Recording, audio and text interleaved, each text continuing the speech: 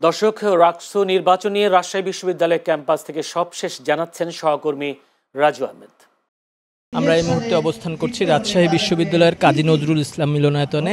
আপনি যেমনটা বলছিলেন, রাজশাহী বিশ্ববিদ্যালয়ে আগামী 25 সেপ্টেম্বর রাকসু নির্বাচন অনুষ্ঠিত হবে। এরই মধ্যে প্রার্থীদের চূড়ান্ত প্রার্থী তালিকা সেটা প্রকাশ করেছে নির্বাচন কমিশন। এরপর থেকে গতকালকে সন্ধ্যা থেকে প্রার্থীরা তারা নির্বাচনী প্রচারণা শুরু করেছেন। রাজশাহী বিশ্ববিদ্যালয়ের রাকসু নির্বাচনে এবার মোট প্রার্থীর সংখ্যা, রাকসু, সিনেট এবং 17টি হলের মোট প্রার্থীর সংখ্যা 903 জন।